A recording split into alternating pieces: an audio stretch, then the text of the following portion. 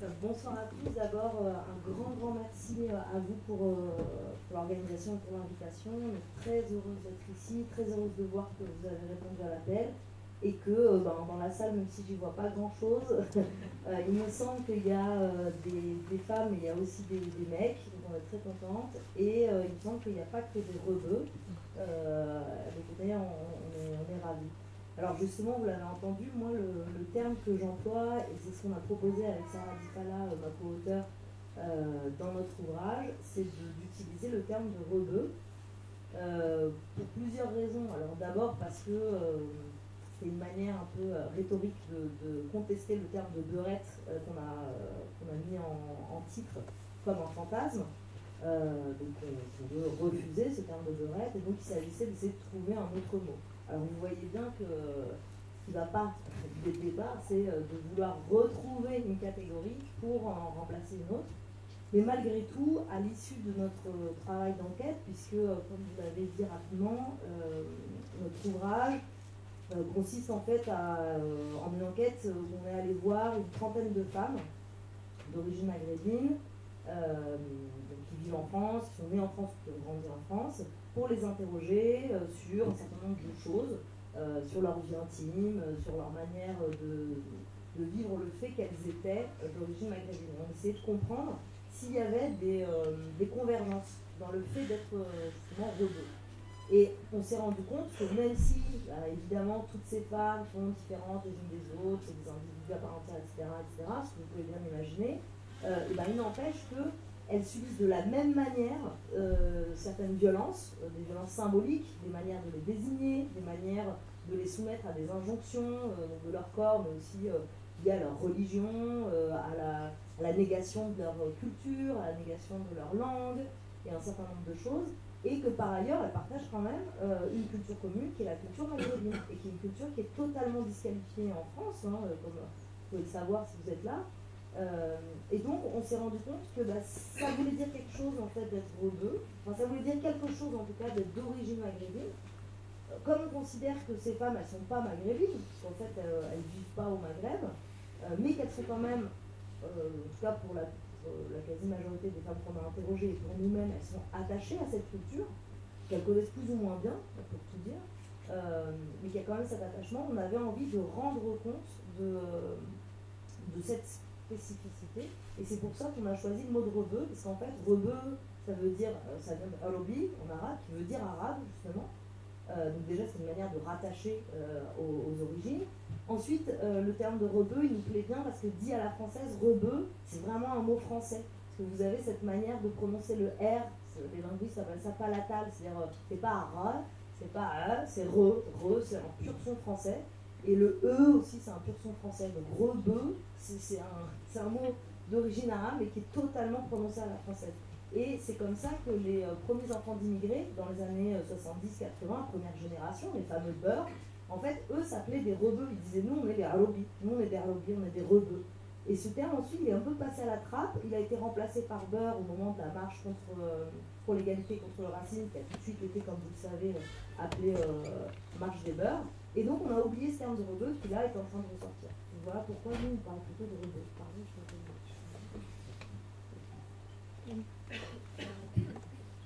Personnellement, moi, ça n'est pas le terme de beurre ou encore de rêve, c'est quelque chose que j'ai compris en arrivant en France.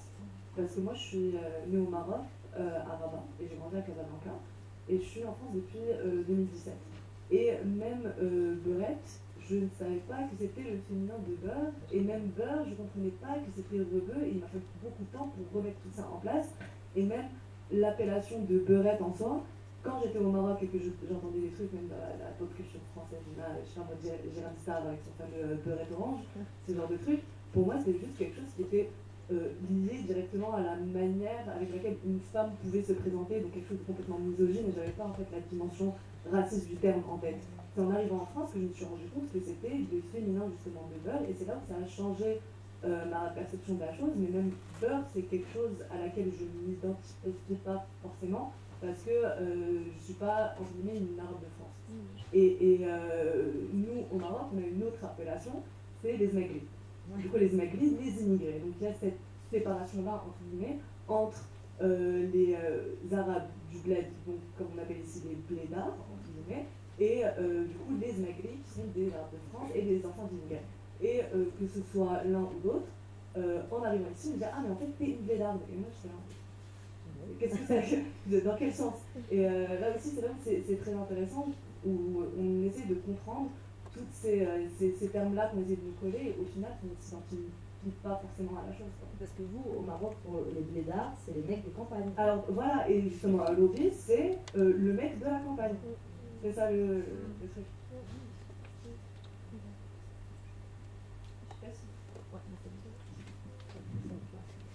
Oui, mais du coup, oui. Moi je m'identifie totalement dans ce que tu viens de dire, machin, parce que moi aussi, ça fait que 7 ans que je suis en France, enfin que 7 ans.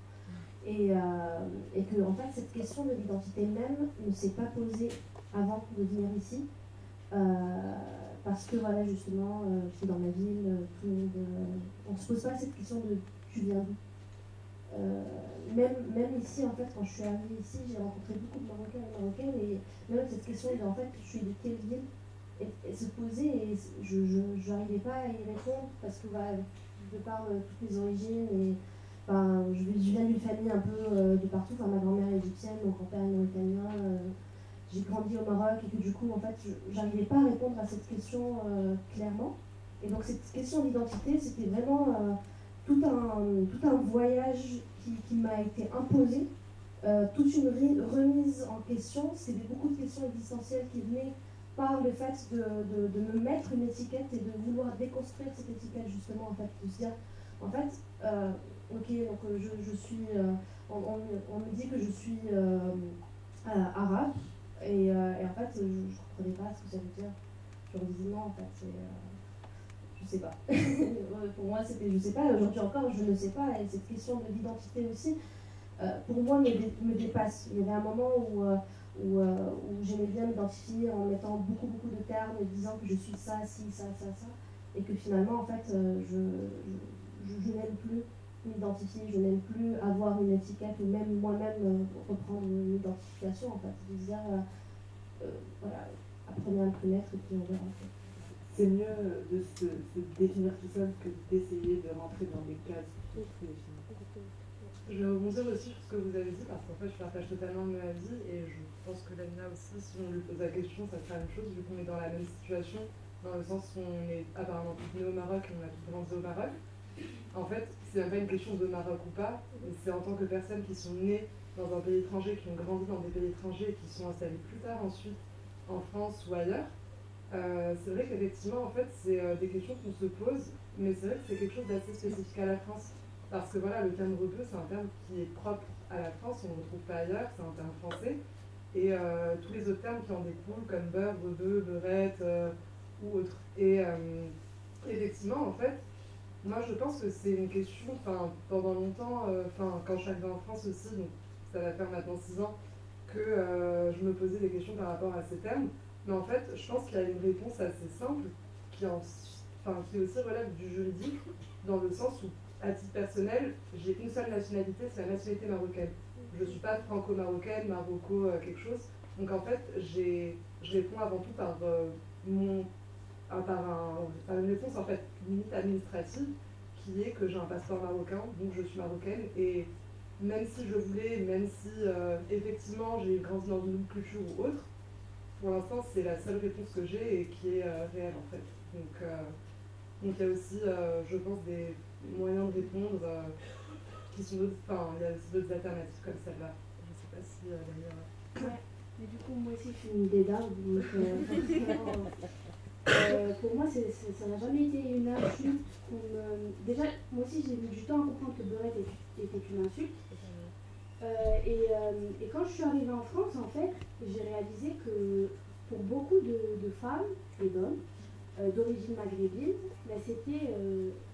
c'était vraiment parfois insultant qu'on les rabâche à leur origine, qu'on leur rabâche leur origine tout le temps. Alors que pour moi, c'est naturel parce que voilà, je suis marocaine. Et c'est avec les années que j'ai compris qu'en fait, on en fait une arme ici.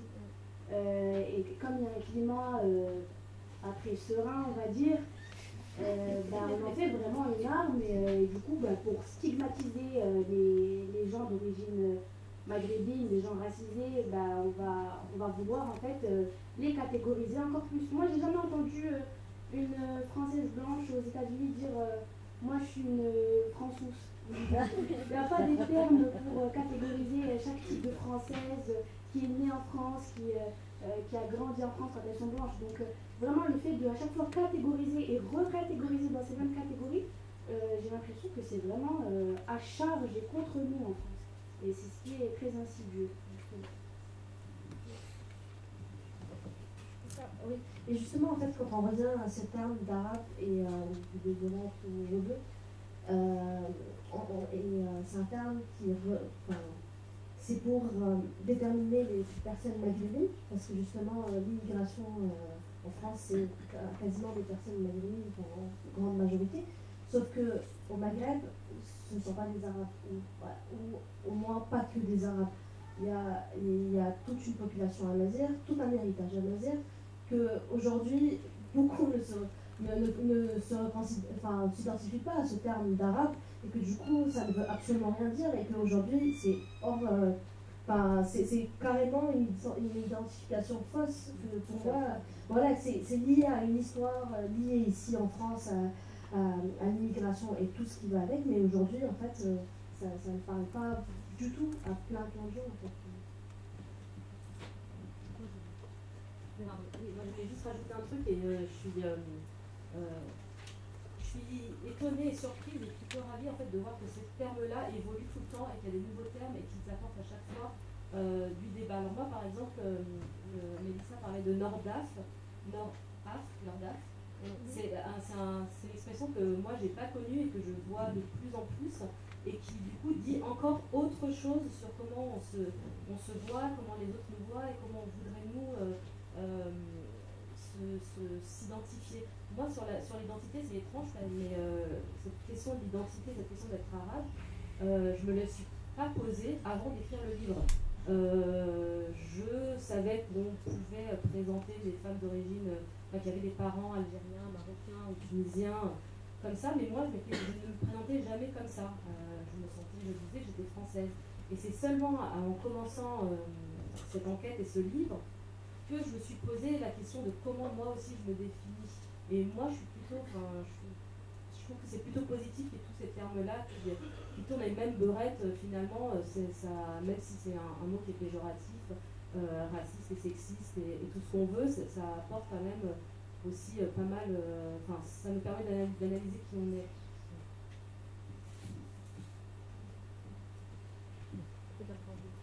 Oui, effectivement, plus d'un point de vue historique. Sinon, on peut encore d'autres, Christelle, vas-y. Tout est permis maintenant. Étant entendu que rebeu est aussi, je crois que c'est important de le préciser, une catégorie politique, c'est une identification politique. Il y a un moment justement où le monde arabe s'est réveillé du joug sur lequel il était depuis des décennies. Donc en fait, je crois qu'il faut dissocier ce qu'on pourrait définir de la catégorie ethnique et de la catégorie politique. C'est-à-dire qu'on peut être kabyle et se définir comme politiquement arabe dans une lutte politique, sans évidemment renier ce qu'on est du point de vue culturel, familial, etc. Mais en fait, ces catégories, elles sont toujours produites de manière exogène et ensuite elles sont plus ou moins récupérées. Et par exemple, nord-africain, c'est une bonne entrée parce que nord-africain, c'est une catégorie coloniale, en fait. Et c'est une très ancienne catégorie coloniale parce que ça remonte en fait à l'Antiquité. Le terme même Africae, le terme Afrique, c'est un terme qui a été donné en fait aux populations de ces régions par les premiers colonisateurs importants qui sont les Romains. Et puis, les Français ont aussi beaucoup utilisé cette catégorie, ce qui explique qu'en miroir, lorsque on a commencé à discuter de la question de la libération, on a plutôt au Maghreb utilisé le terme maghrébin, qui est un terme arabe, et qui était un terme plus unificateur, disons, par rapport à ce terme nord-africain, qui était un terme hyper colonialiste est finalement très péjoratif. Et par ailleurs, il faut voir aussi que la politique coloniale, ça a été toujours une politique d'uniformisation, d'araser les différences. Parce qu'avant la présence française, prenons l'Algérie par exemple, mais le Maroc, c'est la même chose, il y avait finalement 3 grandes familles. Il y avait la famille arabe, la famille amazigh et la famille juive. Sans parler en fait des communautés dites franques qui existaient là aussi depuis très longtemps. Et en fait, les gens s'appelaient comme ça, c'est-à-dire ils s'appelaient Kabyle, Chleu, ils s'appelaient Fassi, etc. Enfin, c'était des identifications qui étaient très importantes en fait, d'un point de vue individuel, mais aussi d'un point de vue collectif. Les gens se reconnaissaient comme ça. Et en fait, ça a été totalement arasé par les catégories coloniales type indigène, nord-africain. Indigène, nord-africain. Donc voilà. Et après, ça peut être complètement réinventé et réapproprié. Et pourquoi pas? Après tout, on peut utiliser l'arme du dominant, le retourner contre lui et faire de cette catégorie ce qu'on veut. Et ça vaut aussi pour Beurette. Il y a des femmes qui se réapproprient le mot Beurette et why not? Pourquoi pas? C'est ce que tu fais de ton identité, de la catégorie qui te représente, c'est toi qui, à partir du moment où c'est toi qui le décides, c'est tout à fait autre chose, je pense. Mais je crois que c'est bien aussi d'historiser les catégories parce qu'il faut savoir aussi de quoi on parle à l'origine et contre quoi on construit la contre-catégorie et le contre-discours, d'une certaine manière. C'est très important de le rappeler, je me permets de rebondir parce que effectivement, l'arabisation en fait dans nos pays, ça a été une volonté politique d'anéantir le colonisateur, le colon. Donc c'est pour ça que nous, dans nos pays nord-africains, nous sommes amazirs, majoritairement. Il y a même des gens qui n'ont pas de sang arabe, mais on va dire qu'on est arabe. Parce qu'il y a eu d'un élan nationaliste, pan-arabiste, cette volonté vraiment d'enterrer la présence française. C'est pour ça qu'on a revendiqué l'arabe, la langue arabe, les coutumes arabes, que quand on discute avec un arabe ou une arabe, on se rend compte qu'on a beaucoup de points communs, de souvenirs communs. Et ce qu'on perçoit actuellement qui est très intéressant, c'est justement la réappropriation de nos cultures amazighs. Et ça se voit même en France, c'est ce que j'admire aussi, c'est qu'en France, parmi les nouvelles générations en fait,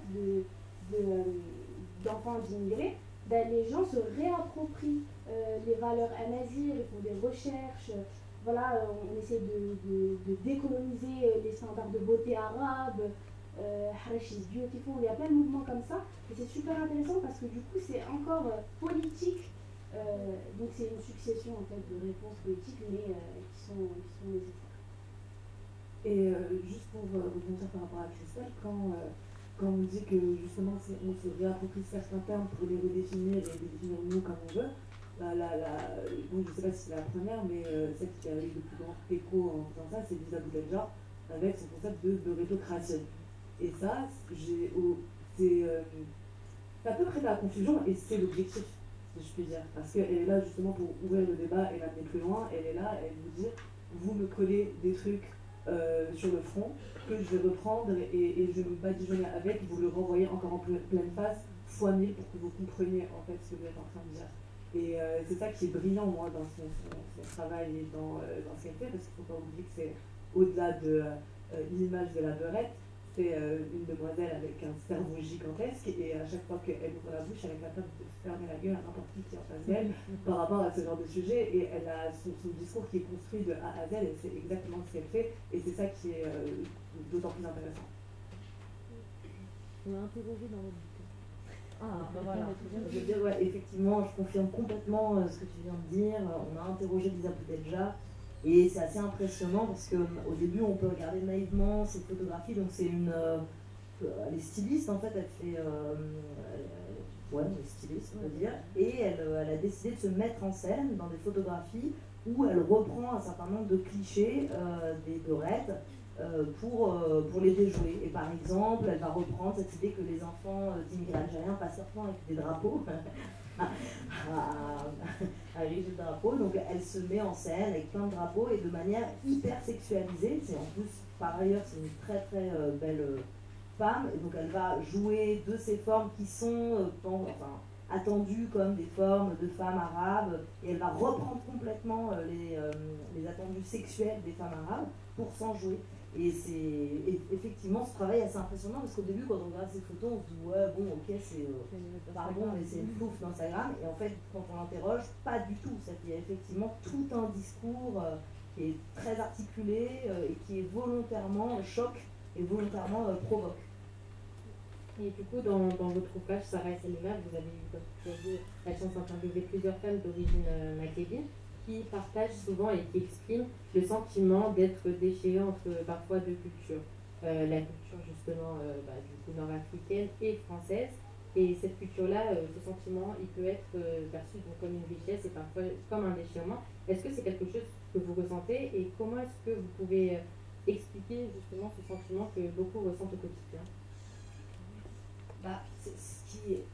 Je pense que d'autres catégories de population pourraient ressentir la même chose, ce tiraillement entre deux cultures, c'est être d'une double culture, forcément on est tiraillé, c'est un peu comme si on avait deux amoureux qu'on aime à 100% l'un et l'autre, mais qu'on a l'impression de ne pas réussir à vraiment faire histoire avec l'un et l'autre vraiment entièrement. Donc, oui, maintenant, ça répond à notre problème. Oui, c'est vrai. La différence peut-être avec d'autres groupes d'origine différentes, c'est que la culture maghrébine est une culture qui est dévalorisée, elle est plutôt dévalorisée dans l'espace public, elle n'est pas assez, comme on raconte tout à l'heure, il y a assez peu d'artistes maghrébins, il y en a évidemment quand on cherche, mais c'est pas ceux qu'on va voir. Enfin, nous on n'a pas grandi avec des modèles très très forts de personnes qui nous ressemblaient. Donc ce qui est difficile, c'est qu'on va pas pouvoir en fait tirer richesse de cet héritage culturel. On va plutôt le nier, plutôt le cacher. En tout cas, moi c'est ce qui m'est arrivé et c'est ce qui est arrivé à beaucoup de femmes qu'on a interrogées. Et cette culture-là, elle va plus poser problème que être une richesse. Et quand on arrive ensuite à un certain âge, et c'est ce qui m'est arrivé, c'est qu'on se dit d'un coup, mais en fait,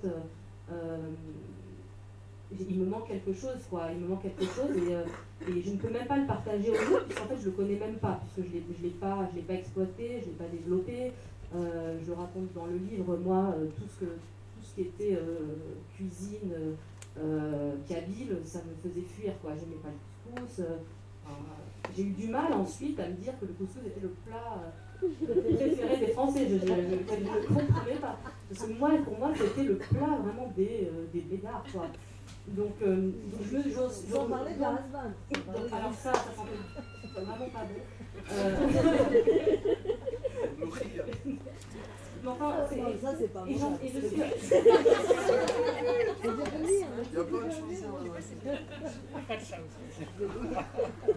Non, mais du coup, j'étais tellement valorisée qu'au bout d'un moment, je disais, non, le couscous c'est le meilleur, c'est celui de ma mère, alors que, en fait, je l'avais jamais pensé, mais maintenant j'aime beaucoup le couscous. Enfin bref. Non, tout ça pour dire que c'est ça, le tiraillement, il est là, c'est-à-dire qu'on est tous tiraillés quand on a des héritages culturels qui sont divers. Mais le nôtre, il est plus compliqué à gérer. Parce qu'on l'a nié, parce qu'on en a honte, et ensuite on a honte d'en avoir eu honte. Enfin, ça c'est voilà. Donc, voilà. Moi je pense que c'est ce tiraillement-là que nous on a perçu chez les femmes qu'on a interrogées. Après, cela dit, on a trouvé que les générations qui nous suivaient avaient moins ce problème et qu'elles étaient beaucoup plus. Il y en a une qui nous disait, moi ça fait. En fait, je suis 100% algérienne, 100% française, j'ai pas à choisir, et ce que nous, on n'a pas forcément ressenti, en fait. Voilà, les choses changent.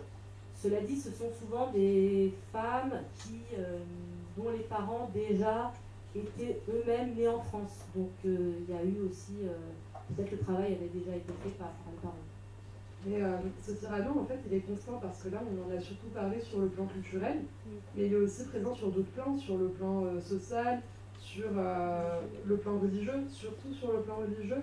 Et en fait, il est constamment présent dans le sens où on a l'impression, pour moi, le problème de la double culture, c'est vraiment en fait qu'on a l'impression d'avoir constamment une épée au-dessus de la tête et qu'en fait on ne sait jamais de quel côté pencher, qu'il faut constamment se justifier.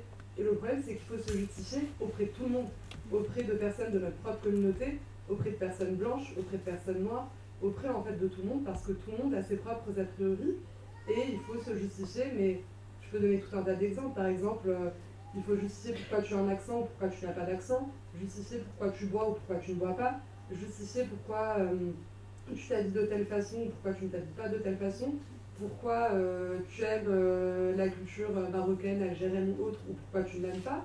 Et en fait, c'est vrai qu'il faut constamment se justifier, constamment expliquer, constamment en fait avoir un argumentaire, et on ne peut pas juste se contenter d'aimer, ne pas aimer, parce qu'au final, en tant qu'être humain, peu importe notre religion, peu importe nos origines ou autres, on a des affinités, il y a des choses qu'on aime, d'autres qu'on n'aime pas, et qu'on ne peut pas forcément toujours tout justifier et expliquer. Et le problème, c'est quand on est justement, quand on a une double culture, c'est qu'on doit justement constamment justifier.